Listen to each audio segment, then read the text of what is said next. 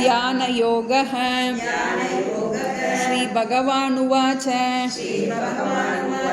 अनाश्रितकर्मफलं कार्यं कर्म करोति यः स सन्न्यासी च योगी च न निरग्निर्न चाक्रियः यं सन्न्यासमिति प्राहुः योगं तं विद्धि पाण्डव न ह्यसन्न्यस्तसङ्कल्पः योगी भवति कश्चन आरुरुक्षोर्मुनेर्योगं कर्मकारणमुच्यते योगारूढस्य तस्यैव शमः कारणमुच्यते यदा हीनेन्द्रियार्थेषु न कर्मस्वनुसज्जते सर्वसङ्कल्पसन्न्यासी योगारूढस्तदोच्यते उद्धरेदात्मनात्मानं नात्मानम् अवसादयेत् आत्मैव ह्यात्मनो बन्धुः आत्मैव रिपुरात्मनः बन्धुरात्मा मनस्तस्य येनात्मैवात्मना जितः अनात्मनस्तु शत्रुत्वे वर्तेत्वात्मैव शत्रुवत् जितात्मनः प्रशान्तस्य परमात्मा समाहितः शीतोष्णसुखदुःखेषु तदा मानापमानयोः ज्ञानविज्ञानतृप्तात्मा कूटस्थो विजितेन्द्रियः युक्त इत्युच्यते योगी समलोष्टाश्मकाञ्चनः सुहृन्मित्रार्युदासीन मध्यस्थद्वेष्य बन्धुषु साधुष्वपि च पापेषु समबुद्धिर्विशिष्यते. பகவான் ஸ்ரீ கிருஷ்ணர் அர்ஜுனனுக்கு ஆத்ம ஞானத்தை உபதேசம் பண்ணிட்டு இருக்காருன்னு பார்த்தோம். சமஸ்த மனித குலத்தில் சமஸ்த பிரச்சனைகளுக்கும் உரிய ஒரே தீர்வாகிய அந்த ஆத்ம ஞானத்தை ஞான யோகத்தை உபதேசம் பண்ணிட்டு இருக்காரு. ஞானத்தினால்தான் நமக்கு எல்லா துன்பத்திலிருந்தும் விடுபட முடியும்.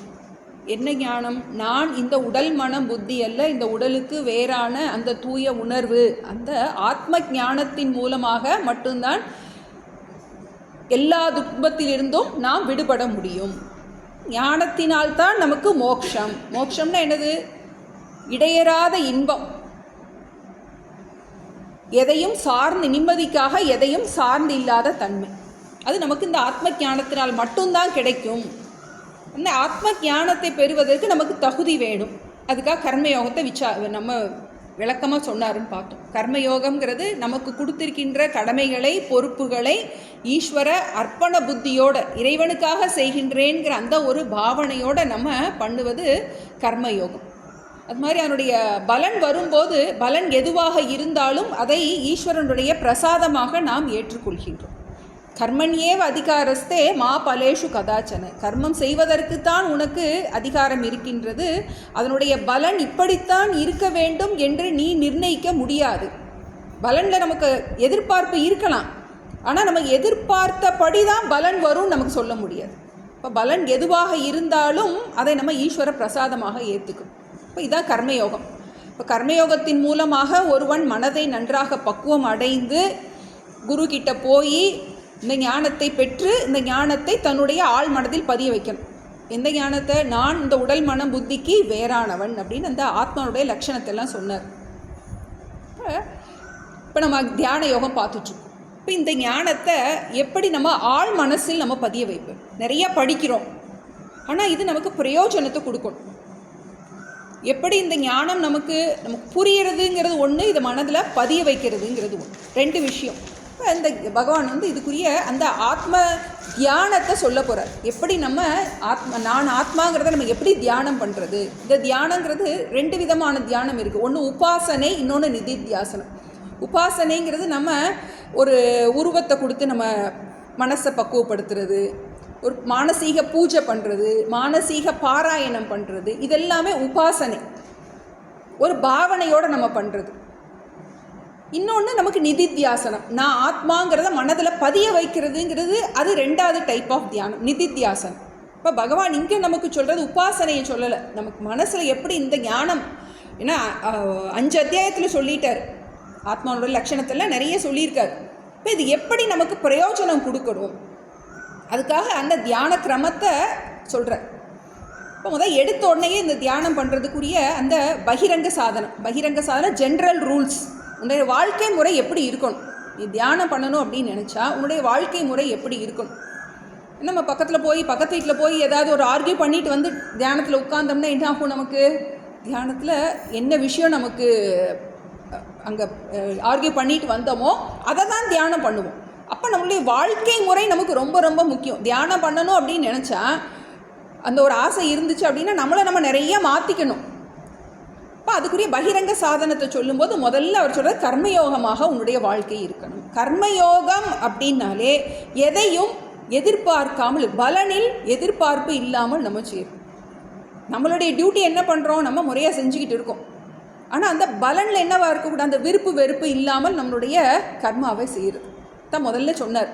பகிரங்க சாதனத்தில் முதல்ல எடுத்த உடனேயே அனாஸ்ரித கர்ம பலம் காரியம் கர்ம கரோத்தியக சந்நியாசீச்ச யோகீச்ச ந நிரக்னிகி நச்ச அக்ரியக.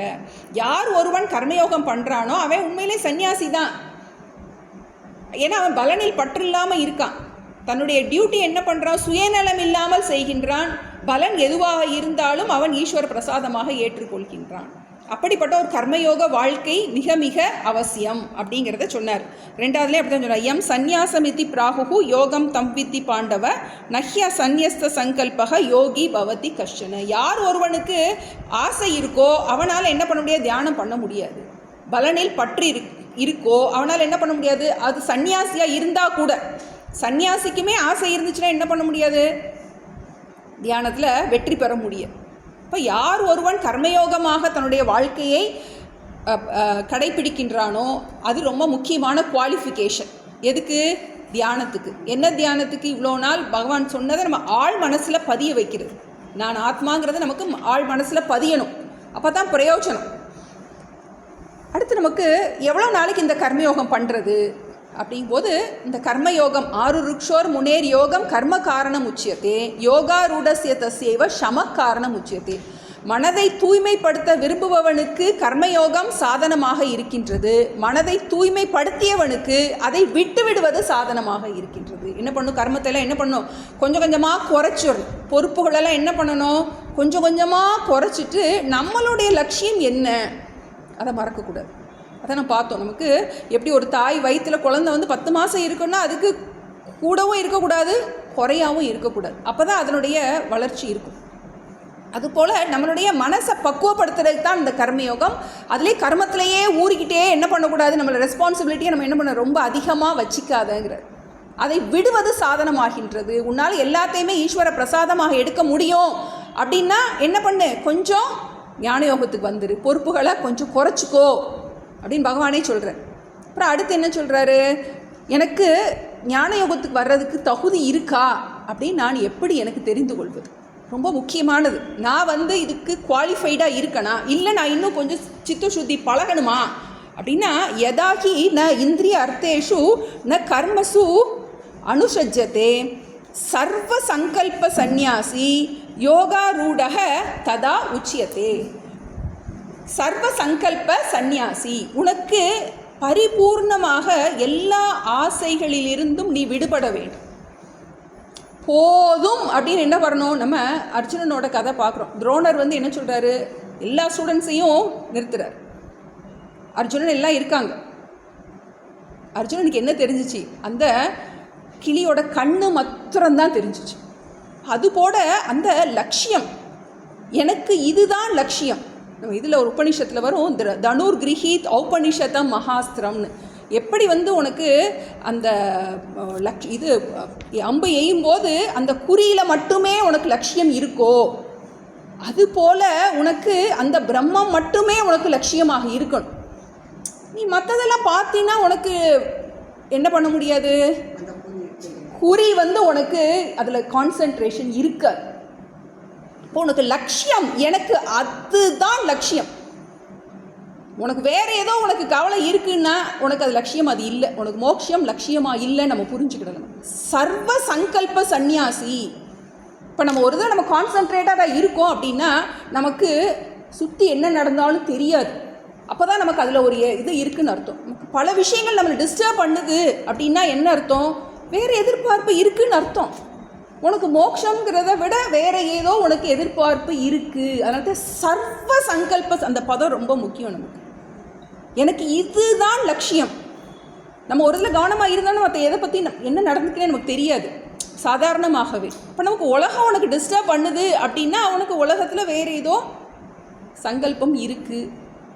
அப்போ என்ன பண்ணுறோம்? அதை நீ குறைச்சிக்கணும். அப்போ தான் என்ன பண்ணணும், ஞான யோகத்துக்குள்ளே உனக்கு பிரயோஜனம் கிடைக்கும். இன்னும் என்ன தான் புரிஞ்சால் கூட என்ன பண்ண முடியாது, நமக்கு தியானம் பண்ணி ஆகணும். ஏன்னா தியானத்தில் உட்காந்துட்டு நீ வேறு விஷயத்த நினைக்க தொடங்கிடும். இப்போ சர்வ சங்கல்ப சந்நியாசி நமக்கு ஒரு இதுதான் நமக்கு இந்த இண்டிகேஷன். நான் கர்மயோகத்துலேருந்து ஞான யோகத்துக்கு வரலாமா, எனக்கு இதுதான் லட்சியம், வேறு எல்லாமே என்னுடைய பொறுப்புகள் எல்லாத்தையும் என்ன பண்ணுறேன், குறைச்சிட்டேன். நான் இந்த பிறவி எனக்கு இதுக்காகத்தான் கொடுக்கப்பட்டிருக்கின்றது, இதுக்கு தான் நான் முழுமையாக நான் ஈடுபட போகின்றேன் அப்படின்னு நமக்கு அந்த ஒரு திடம், அதை நமக்கு ஒரு இண்டிகேஷன். சர்வ சங்கல்ப சந்நியாசி யோகாரூடக ததா உச்சியத்தே. அடுத்து சுய முயற்சியை சொன்னார். உனக்கு நீயே நண்பன், உனக்கு நீயே பகைவன். உன்னை நீயால் தான் என்ன பண்ண முடியும், உயர்த்தி கொள்ள முடியும். ஏன்னா நமக்குத்தான் தெரியும் நமக்கு நிஷ்டை வந்துருச்சா வரலையான்னு. அப்போ நிஷ்டை வரலை அப்படின்னா நம்ம எங்கேயோ வேறு ஒரு இடத்துல நமக்கு லீக் ஆகிட்டு இருக்குது. வேறு லட்சியம் நமக்கு எதையோ வாழ்க்கையில் வேறு எதையோ லட்சியமாக வச்சுருக்கு. அப்படி இல்லைன்னா உனக்கு இது வந்து தான் ஆகணும். எப்படி அர்ஜுனனுக்கு வேறு எதுவுமே தெரியல. நமக்கு இந்த அவதூத கீதையில் தத்தாத்திரேயர் அந்த எல்லாரையும் குருவாக பார்த்துட்ருக்கும்போது நிறைய குருமார்கள் அவர் ஒன்னொன்னுலேருந்து ஒன்னொன்ன குருவாக பார்த்தேன்னு சொல்லுவார். எப்படி மீனை பார்த்தேன், அந்த மீன் என்ன பண்ணுது, அந்த தூண்டில் இருக்க புழுவுக்காக ஆசைப்பட்டு அதில் போய் மாட்டிக்கிடுது. அது மாதிரி மான் சத்தத்துக்கு இது பண்ணி மாட்டிக்கிடுது. ஒன்றொன்றும் சொல்லும்போது அதில் ஒரு முக்கியமான ஒரு இது சொல்ல, வேடன் எனக்கு குரு அப்படிம்பார். அந்த வேடனை பார்ப்பார், அந்த அவதூதர் வேடனை பார்ப்பார். அந்த வேடன் அவன் குறி விட்டுட்ருப்பான். பக்கத்தில் ஒரு ராஜாவோட அந்த சேனை போகுது, அமர்க்களமாக போகுது, சத்தம் அவ்வளோ கேட்குது. ஆனால் அவன் அதை திரும்பியே பார்க்கல. அவனுக்கு அது சத்தம் காதில் விழவே செய்யலை. ஏன்னா அவனுக்கு அந்த லட்சியம் அதுவாக இருக்கின்றது. உனக்கு வேறு என்ன உலகத்தில் என்ன பிரச்சனைகள் உனக்கு காதுக்குள்ளே கூச்சல் கேட்குது அப்படின்னா உனக்கு லட்சியம் வேறு டிஸ்டர்ப் ஆகிருக்கு. சர்வ சங்கல்ப சந்நியாசி, அது நமக்கு ரொம்ப முக்கியம். நமக்கு இதுதான் லட்சியம், வேறு எல்லாம் எனக்கு செகண்டரி தான் அப்படின்னு என்ன பண்ணணும், அது நமக்கு கண்டிப்பாக தேவை. இப்போ உன்னுடைய முயற்சினால் மட்டும்தான் என்ன பண்ண முடியும், நீ மோட்சத்துக்குள்ளே போக முடியும். நீயே உனக்கு நண்பன், நீயே உனக்கு பகைவன் அப்படின்னு சொன்னாருன்னு பார்த்தோம். அடுத்து இந்த ஞானம் நமக்கு என்ன பிரயோஜனத்தை கொடுக்கும்? 3 விதமான பிரயோஜனங்கள். 1, சூழ்நிலைகளில் சமநிலை. ஜிதாத்மனः பிரசாந்தஸ்ய பரமாத்மா சமாஹிதः ஷீத உஷ்ண சுக துக்கேஷு ததா மான அபமான யோகோ. உனக்கு சூழ்நிலைகளில் ஒரு சமநிலை இருக்கும். சூடு வந்தாலும் சரி, குளிர் வந்தாலும் சரி, சுகம் வந்தாலும் சரி, துக்கம் வந்தாலும் சரி, மானம் வந்தாலும் சரி, அபமானம் வந்தாலும் சரி, நீ கொஞ்சம் கூட பாதிக்கப்பட மாட்ட. ஏன்னா நம்ம ஏற்கனவே பார்த்தோம், மாத்ரா ஸ்பர்ஷாஸ்து கௌந்தேய சீதோஷ்ண சுக்க துக்கதா ததா ஆகமாக அபாயினாக அனித்யாக. அனாத்மாவுக்கு எப்படி இருக்கும், இந்த மாதிரி பிரச்சனைகள் வரத்தான் செய்யும். இப்போ ஞானிக்கு அனாத்மாவின் கோணத்தில் வர்ற எல்லா துக்கத்தையும் அவர் முணுமுணுக்காமல் ஏற்றுக்கிறார். அதுதான் நமக்கு. ஏன்னா அனாத்மா துக்கம் உடையதுதான். அப்போ உடல்லையும் சரி மனசுலையும் சரி உனக்கு என்ன துக்கம் வந்தாலும் அதை பற்றி கண்டுக்கிறது இல்லை. ஏன்னா அவருக்கு ஏற்கனவே ப்ரிப்பேர்டாகவே இருக்கார். அது சத்தியத்துவ புத்தி கொடுக்கறது இல்லை. ஆத்மாங்கிற கோணத்தில் ஆழமாக இருக்கிறதுனால சூழ்நிலைகள் அவரை பாதிப்பதில்லை. ரெண்டாவது, ஞான விஜான திருப்தாத்மா கூட்டஸ்தோ விஜிதேந்திரிய யுக்த இத்யுச்சதே யோகி சமலோஷ்டாஷ்ம காஞ்சனக, பொருள்களில் சமநிலையாக இருக்கின்றார். பார்த்தோம். எதுவாக இருக்கிற நமக்கு மண்ணாக இருந்தாலும் சரி கல்லாக இருந்தாலும் சரி தங்கம் எல்லாத்துலேயுமே என்னது அவருக்கு ஒரு சமபாவனை இருக்குது. அவரை பொறுத்த வரைக்கும் எதுவுமே விலை மதிப்புடையதுன்னு எதையும் பெருசாக போட்டுறது கிடையாது. எதையுமே விலை மதிப்பில்லாததுன்னு சொல்லிட்டு எதையும் கீழே வைக்கிறது கிடையாது. ராமகிருஷ்ணர் பார்க்குறோம், தங்கத்தையும் மண்ணையும் ஒன்றா இருக்குன்னு சொல்லுவாருன்னு பார்க்குறோம். ஞானிகள் எல்லாருடைய குணாதிசயம் அதுவாக தான் இருக்கின்றது. அவங்கள பொறுத்த வரைக்கும் எதுலேயுமே ஏற்றத்தாழ்வு இல்லாமல் இருக்கின்றார்கள் பார்த்தோம். அடுத்து பார்த்துட்டு இருந்தோம் அந்த 9 விதமான மனிதர்கள். மனிதர்களில் சமநிலை. சுஹ்ருத்து, மித்ர, அரிஹி, உதாசீனக, மத்தியஸ்தக, துவேஷக, பந்துகு, சாதுகு, பாபி. 9 விதமான மனிதர்கள்.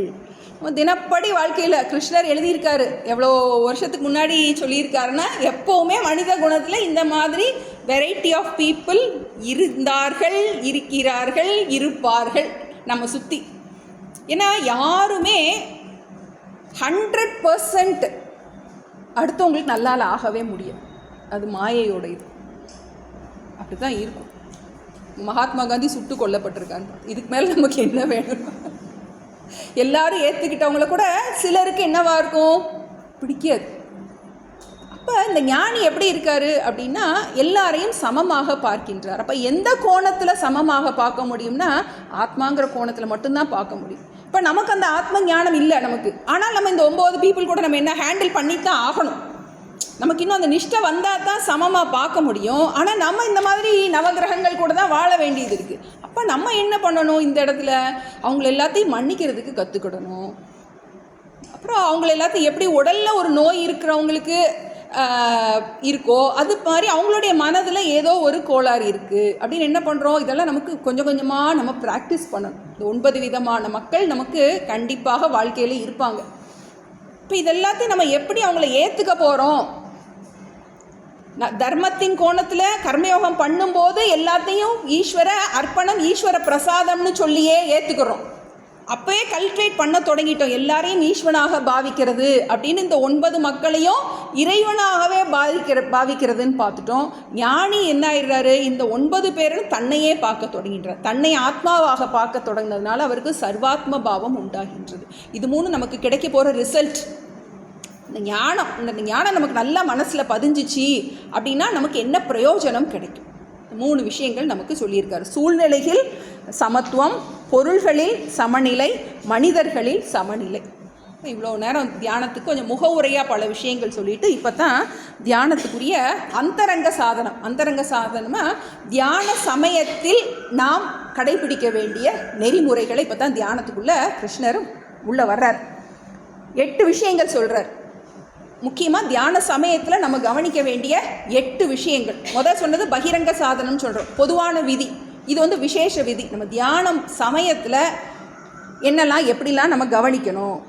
1, தேசம். நம்ம எந்த இடத்துல உட்காந்து தியானம் பண்ணுறோம், தேசம். 2வது காலம், எப்படிப்பட்ட காலத்தில் நம்ம தியானம் பண்ணணும். 3வது ஆசனம். ஆசனம்னா ஆசனத்தை 2 விதமாக சொல்கிறோம். நம்ம உட்கார்ற அந்த பலகையோ அந்த சீட் அதுக்கு பேர் ஆசனம். நம்ம உட்கார்கின்ற பொசிஷன் அதுக்கும் பேர் ஆசனம். இப்போ தேசம், காலம், ஆசனம். 4வது சரீர ஸ்திதி. நம்ம சரீரம் எப்படி இருக்கணும், நம்ம தியானத்தில் உட்காரும்போது நம்ம எப்படி உட்காரணும். 5வது பிராண சாமியம். நம்மளுடைய பிராணன் எப்படி இருக்கணும், முதல்ல உடம்பு எப்படி இருக்கணும், பிராணன் எப்படி இருக்கணும். அடுத்து 6வது இந்திரிய நிகிரகம். நம்மளுடைய இந்திரியங்கள் கட்டுப்பாட்டில் இருக்கணும். ஒன்றா சொல்கிறேன். தேசம், காலம், ஆசனம், ஷரீர ஸ்திதி.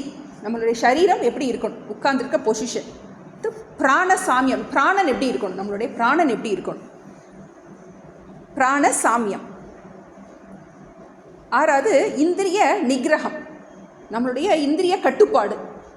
இந்திரியங்கள் நம்முடைய கட்டுப்பாட்டில் இருக்கணும். 7வது மனக்கட்டுப்பாடு. இந்திரிய கட்டுப்பாடு, மனக்கட்டுப்பாடு. 8வது புத்தி நிச்சயம். தியானிக்கிற விஷயத்தில் ஸ்டெடியாக இருக்கணும். புத்தி நிச்சயம். தேசம், காலம், ஆசனம், ஷரீரஸ்திதி, பிராணசாமியம், இந்திரிய கட்டுப்பாடு, மனக்கட்டுப்பாடு, புத்தி நிச்சயம். இது 8 விஷயங்களை பற்றி பகவான் சொல்ல போகிறார். ஒரு ஆர்டராக இருக்காது. சில இதை திரும்ப திரும்ப சொல்லுவார். ஒரு ஆர்டராக இருக்கா. நம்ம இந்த 8 தலைப்புகள் கீழே இது நமக்கு ரொம்ப முக்கியம். நம்ம தியான சமயத்தில் கவனிக்க வேண்டிய 8 விஷயங்கள். 10வது ஸ்லோகம் இப்போ படிக்கிறோம். நம்ம யோகி யுஞ்சீத சததம்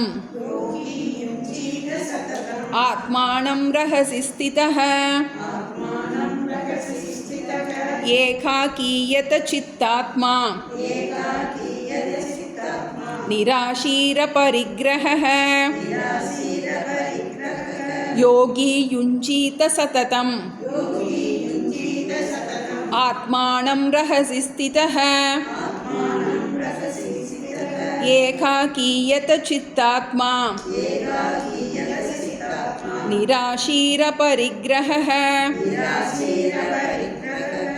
இல்லை, முக்கியமாக 5 விஷயம் சொல்கிறார். நம்ம தியான காலத்தில் எப்படி இருக்கணும்.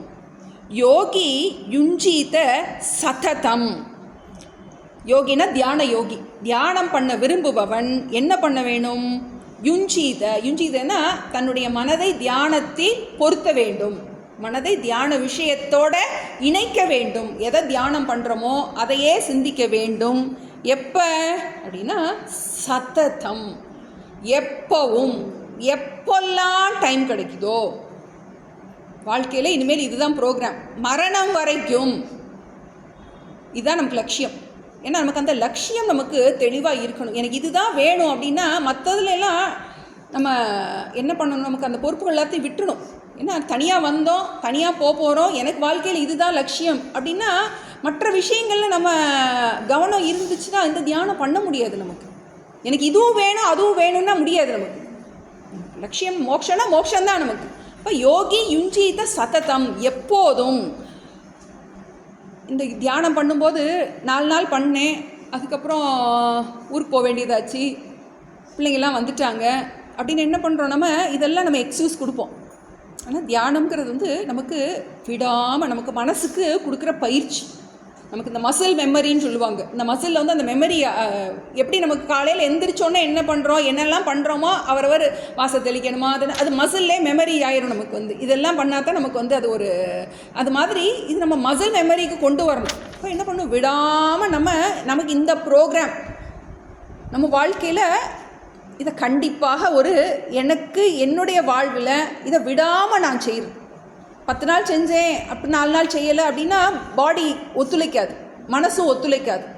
நமக்கு ரெகுலராக சததம் இந்த டைமில் சொல்ல போகிறாரு. நமக்கு டைமெல்லாம் எப்படி செட் பண்ண போகிறோன்னு. சததம் எப்போன்னா கவனமாக, அதிக காலம், தொடர்ந்து. எப்படி நம்ம சாப்பிட்றோம், தூங்குகிறோம், தினம் பல் விளக்குறோம், இதெல்லாம் என்ன ஆயிடுச்சு? நம்மளுடைய காலையில் எந்திரிச்சோன்னே தினம் பல் விளக்குறோம் இல்லையா? அது மாதிரி இது ஒரு வாழ்க்கையில் ஒரு அங்கமாக வேண்டும்.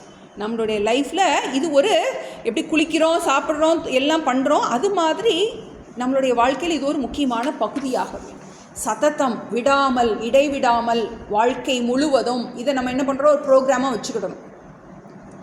ஆத்மானம் ரஹசி ஸ்திதஹ ஏகாக்கி யதசித்தாத்மா நிராசீஹி அப்பரிக்ரஹ. 5 விஷயம் சொல்கிறார். தியானம் பண்ணும்போது எப்படி இருக்கணும் அப்படின்னா அப்பரிக்ரஹ, பின்னாடி இருந்து போகிறோம் நம்ம. நிராசீஹி அப்பரிக்ரஹ. எடுத்தோடனே நிராசீஹி.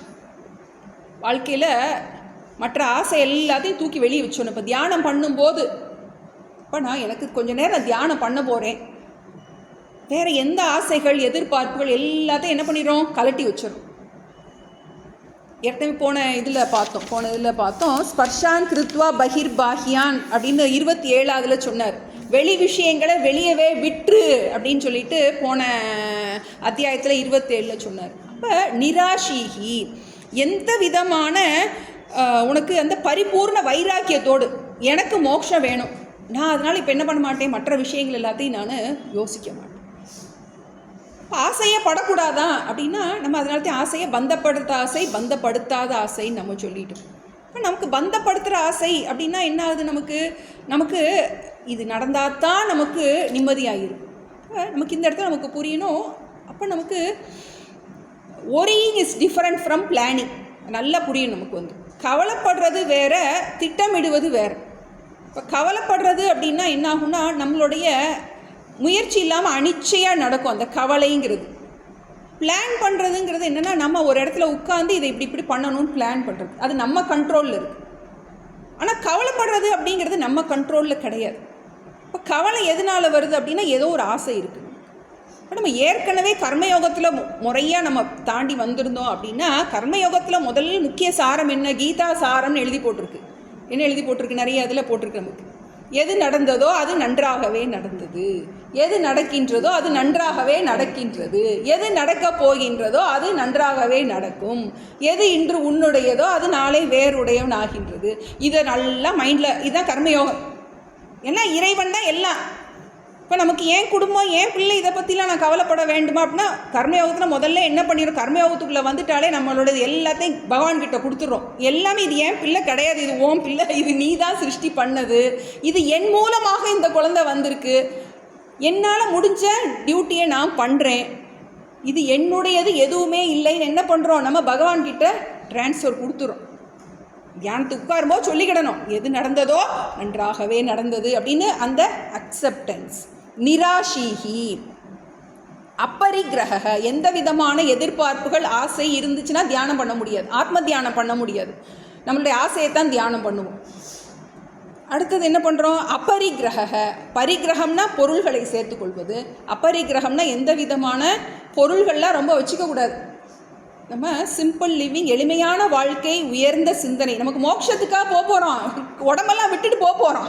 இந்த உடம்பே என்னது, ஒரு உடைமை ஆயிடுச்சு. அப்புறம் நம்மளுடைய பொருள் எல்லாத்தையும் நம்ம ரொம்ப சேர்த்து வச்சுருந்தோம் அப்படின்னா என்ன பண்ணுவோம், அதை காப்பாற்றுறதை பற்றி தான் யோசிச்சுட்டு இருப்போம். அத்தியாவசியமாக வாழ்க்கைக்கு தேவையான விஷயங்களை வச்சுக்கிட்டு தேவையில்லாத எல்லாத்தையும் என்ன பண்ணிக்கூடாது, இழுத்து வைக்கக்கூடாது. அப்பரிகிரக, பொருள்களை ரொம்ப அதிகமாக வச்சுக்கக்கூடாது. இது சன்னியாசியை பற்றி சொல்கிறாரு. சன்னியாசிக்கு கமண்டலம் கூட இல்லாமல் கரதல பிக்ஷம் வச்சு, ஏன்னா கமண்டலம் இருந்தால் கூட தியானம் பண்ணும்போது என்ன ஞாபகம் வருமா, கமண்டலத்தை யார் தூக்கிட்டு போயிட்டா என்ன பண்ணுறது ஞாபகம் வந்துருமா. அதனால் கரதல பிக்ஷம் அப்படி சொல்லியிருக்கு. நம்மெல்லாம் எந்த மூளைக்கு. அப்போ நமக்கு பொருள்களை வச்சுருந்தோன்னா என்ன மெயின்டைன் பண்ணணும், க்ளீன் பண்ணணும். யாராவது தூக்கிட்டு போய், என்ன டீச்சர் அப்படியா, திருவோடையா. அப்போ நிராஷீஹி அப்பரிகிரக, பொருள்கள்லாம் ரொம்ப வச்சுக்கக்கூடாது. ஏன்னா எப்போ நம்மளுடைய யமன் ஓலை எப்போ வரும் நமக்கு தெரியாது. அதுக்கு முன்னாடி என்ன ஆகணும், நமக்கு இந்த பிறவியை பயன்படுத்தி ஆகணும். நிராஷீஹி அப்பரிகிரக யதச்சித்த ஆத்மா. யதச்சித்த ஆத்மானா உடலையும் மனதையும் தன்னுடைய கட்டுப்பாட்டில் வச்சுருக்கிறோம். மனசு உடம்பெல்லாம் தன்னுடைய கட்டுப்பாட்டில் இருக்கணும். திரும்ப திரும்ப அதை ரொம்ப சொல்கிறாரு. உடல் மனத்தை, அந்த இந்திரிய நிகிரகம் மனோ நிகிரகம் கீதையில் தொடர்ந்து 4 ஸ்லோகத்துக்கு ஒருக்க வந்துக்கிட்டே இருக்கும். இது ஏகாக்கி, 4வது தனியாக இருக்கும். தியானத்துக்குலாம் இன்னும் சேர்ந்து போய் என்ன டூர் போகிற மாதிரி என்ன பண்ண முடியாது. தியானத்துக்கு ஒருவர், இந்த தியானம் நம்ம தான் பண்ணி ஆகணும். அப்போ தனிமை ரொம்பவும் அவசியம்.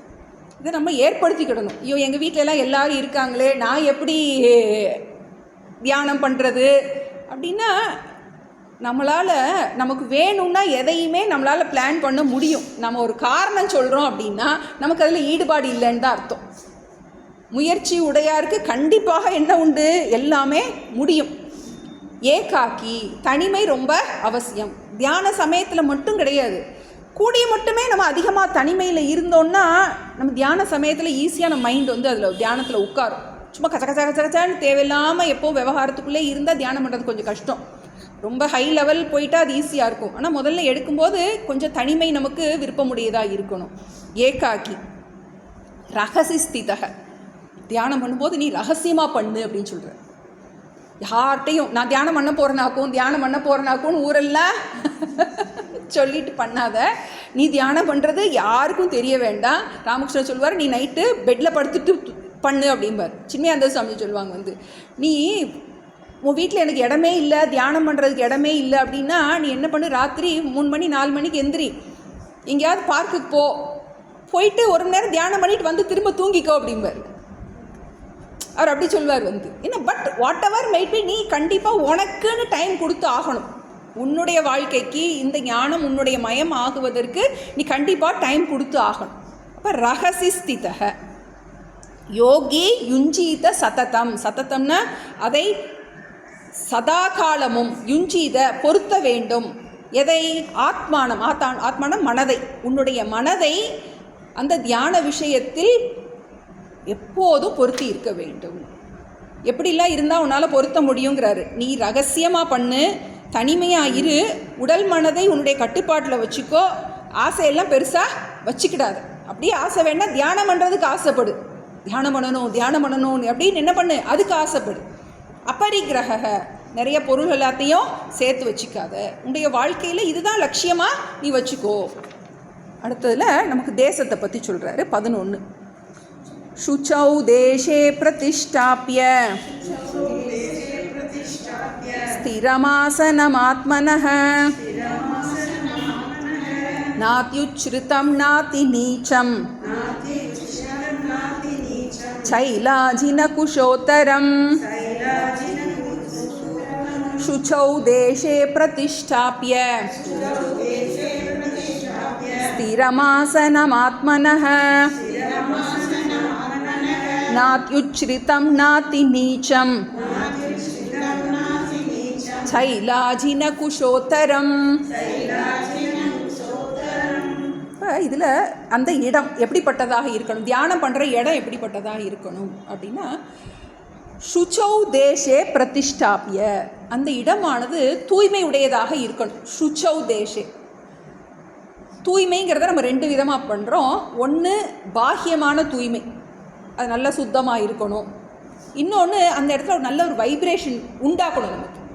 அந்த மாதிரி இடத்துல போய் நதிக்கரையில், கோயிலில், அந்த மாதிரி நல்ல மகான்கள் இருந்த இடத்துல, அந்த மாதிரி இடத்துல பண்ணும்போது நமக்கு ஈஸியாக அந்த தியானத்தின் பிரயோஜனம் நமக்கு கிடைக்கும். அந்த ஏன்னா அங்கே அந்த சாநித்தியம் இருக்கிறதுனால நமக்கு அந்த மகான்களோட சந்நிதியிலலாம் நமக்கு அந்த அருள் அவ்வளோ நம்மளால் இது பண்ண முடியும்.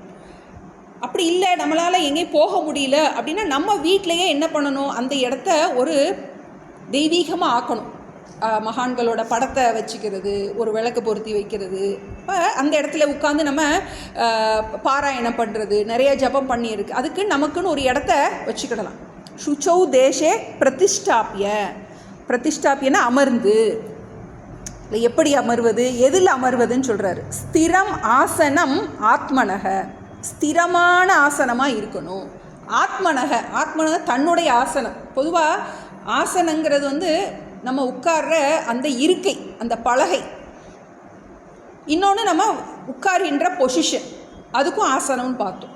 அது நம்ம யூஸ் பண்ணுற அந்த பலகையோ அது ஒருத்தர் பயன்படுத்தினதை இன்னொருத்தர் பயன்படுத்தக்கூடாதுங்கிறது சாஸ்திர விதி. ஒருத்தர் தியானத்துக்கோ பொதுவாகவே அவரவருக்கு தனித்தனியாக வச்சுருக்கணும்னு சொல்கிறாங்க. ப்ளஸ் இந்த தியான சமயத்தில் இதற்கெல்லாம் தனியாக அவரவருக்கு வச்சுக்கிடணும். அப்போ ஆத்மனக தன்னுடைய அந்த ஆசனம் எப்படியா இருக்கணும், ஸ்திரம் ஆசனகம். அது என்னவா இருக்கணும், ஸ்திரமானதாக இருக்கணும்.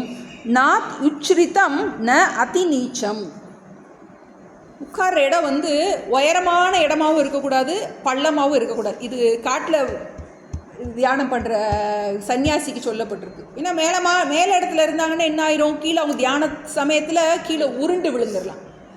பள்ளமான இடத்துல இருந்தால் மேலேருந்து கல்லுகள் எதுவும் உருண்டு விழுந்துடும். அதனால ஒரு சமதளமாக இருக்கிற இடத்துல பண்ண சொல்லியிருக்கு. இப்போ நம்ம வீட்டில் நமக்குன்னு ஒரு இடம் வச்சுக்கலாம்.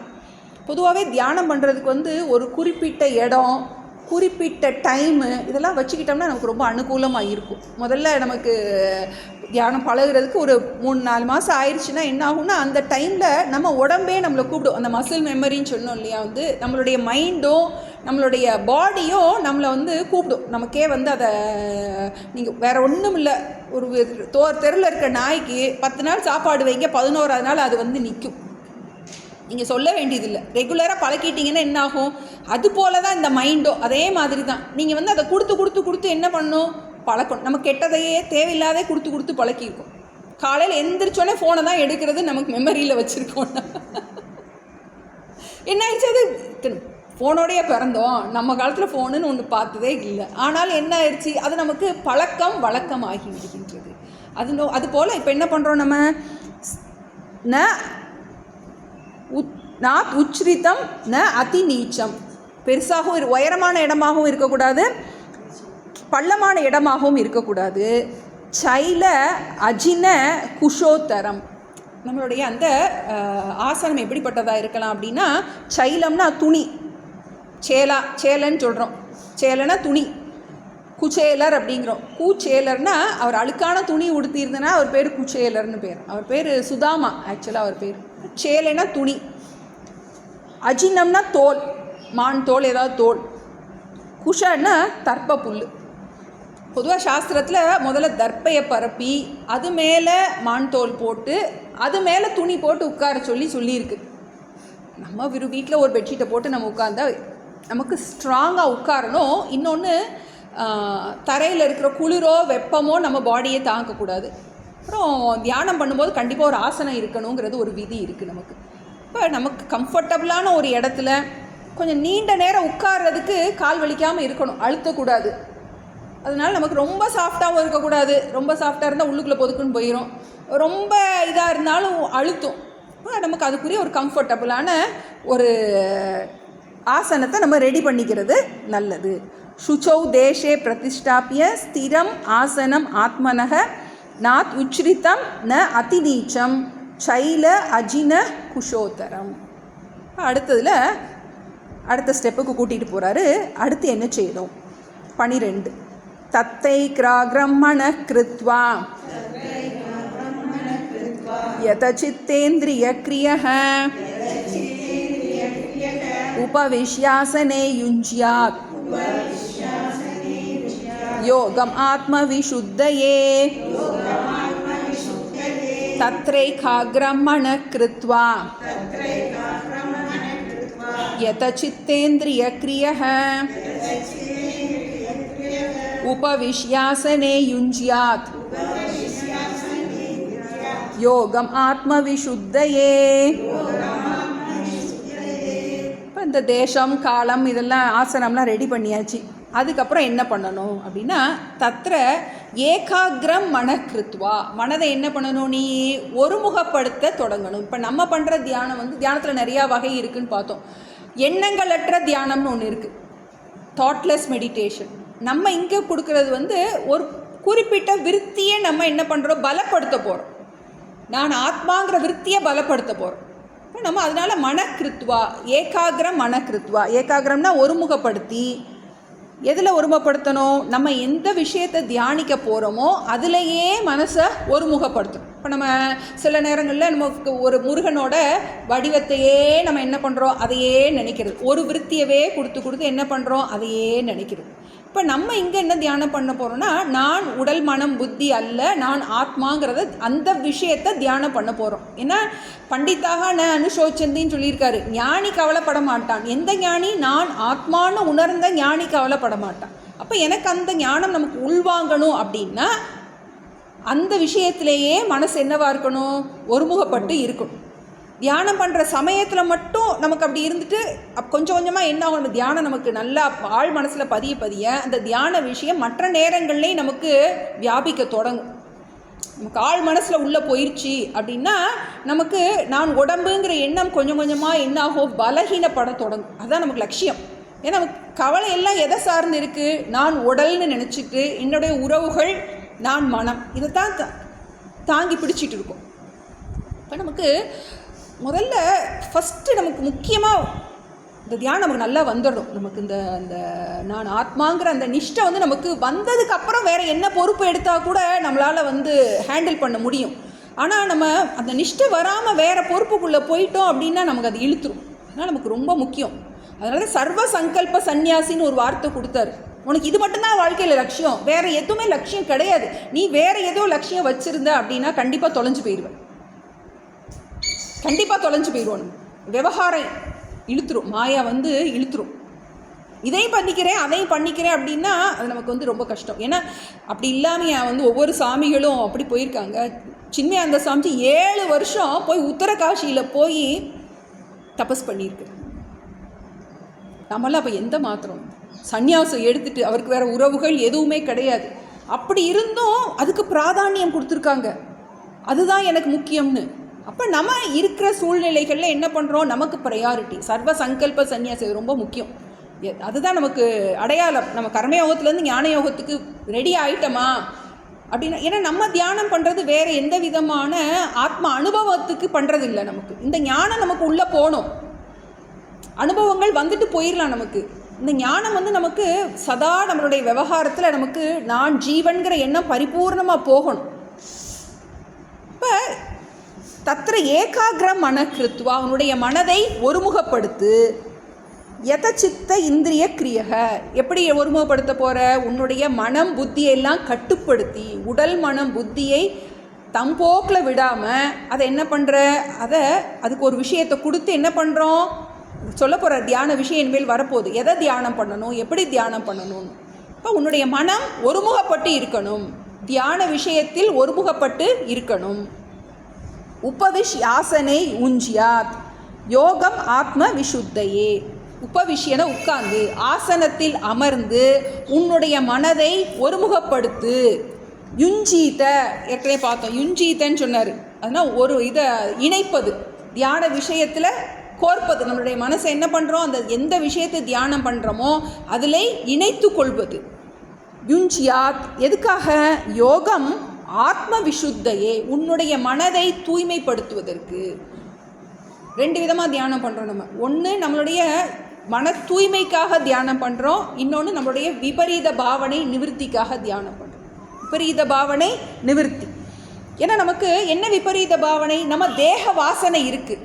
நான் என்ன தேகமாகவே நினச்சிடுறேன், நான் என்ன தேகங்கிற எண்ணத்துலேருந்து என்னால் விடுபடவே முடியல. அப்போ என்ன பண்ணுறேன், நான் என்ன தேகமில்லை தேகமில்லை தேகமில்லைன்னு என்ன பண்ணுறேன், சததம் யுஞ்சீத்த, சததம் யுஞ்சீத்த. எப்போல்லாம் நான் தேக வாசனை வருதோ அது எல்லாத்தையும் மாற்றி யோசிக்கிறேன். அதுதான் சொல்லியிருக்கு ஆத்ம விசுத்தையே. இங்கே நம்ம பண்ண போகிறது ஞானத்தை பெறுவதற்காக பண்ண போகிற தியானத்துக்கு பேர் உபாசனை. ஞானம் அடைஞ்ச பிறகு அது ஆழ் மனசுக்கு போகிறதுக்காக பண்ணுறதுக்கு பேர் நிதித்தியாசம். 2 விதத்தில் இருக்குது நமக்கு. முதல்ல நம்ம பண்ணுற தியானம் எல்லாம் உபாசனை தான், நமக்கு பாவனையாக தான் பண்ண போகிறோம். நிறையா தியானங்கள் நம்ம பார்த்துருக்கோம். முதல்ல சித்த சாந்தி தியானம், மனதை அமைதிப்படுத்துறது. என்ன பண்ணுறோம், முதல்ல உட்கார்ந்த உடனே பாடியை ரிலாக்ஸ் பண்ணுறோம். அப்புறம் பிராணனை கவனிக்க தொடங்குகிறோம். பாடியை ரிலாக்ஸ் அதுக்கே டைம் எடுக்கும். நல்லா ஒரு 3 மாதம் நம்ம பாடி ரிலாக்ஸேஷனுக்கே நமக்கு டைம் கொடுக்குறோம். உச்சியிலேருந்து உள்ளங்கால் வரைக்கும் அதை எப்படி ரிலாக்ஸ் பண்ணுறது, அப்புறம் பிராணனை கவனிக்கிறது, அப்புறம் மனதை என்ன பண்ணுறது, முதல்ல வாட்ச் பண்ணுறது. மனது கவனிக்க தொடங்கினாலே மனது என்ன ஆகும், கொஞ்சம் அடங்க தொடங்கிடும். அதுக்கப்புறம் என்ன பண்ணுறோம், மனசுக்கு ஒரு ஜபத்தை கொடுத்து அதையே சொல்கிறோம்.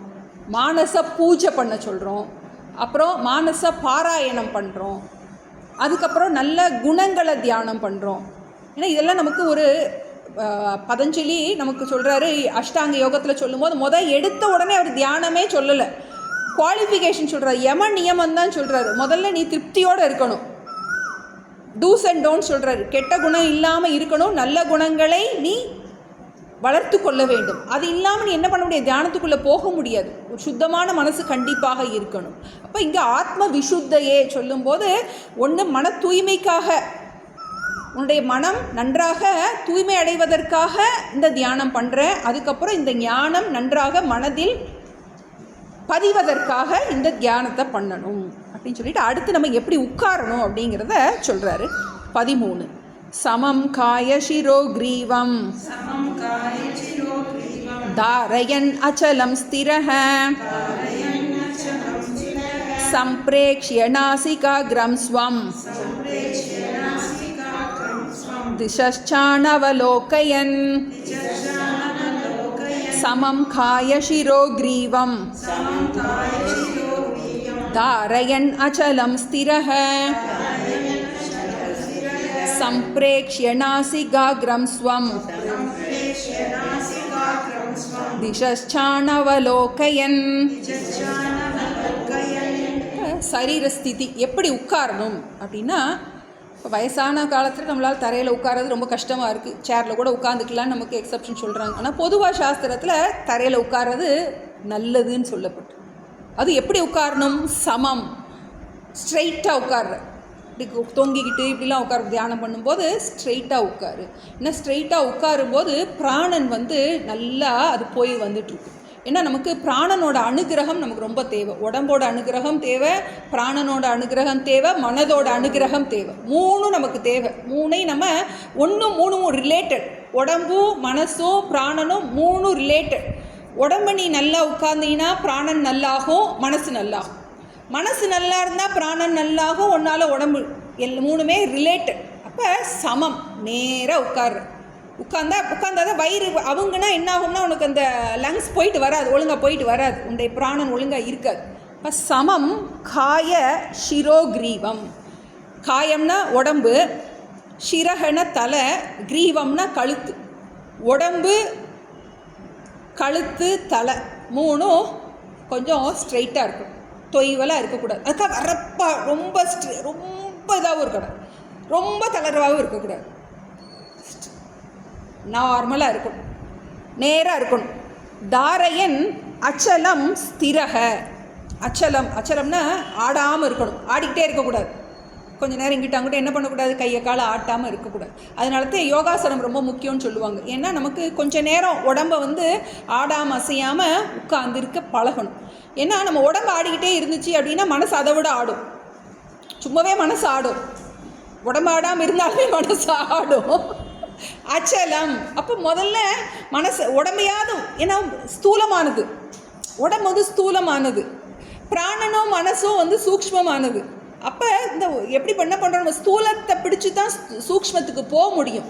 அப்போ கொஞ்சம் நேரம் என்னது ஆடிக்கிட்டே இருக்குன்னா பாடி கையை கால ஆட்டுதுன்னா கவனத்தை அதிலே வச்சின்னா என்ன ஆகும், கொஞ்சம் கொஞ்சமாக மனசும் அடங்க தொடங்கிடும்.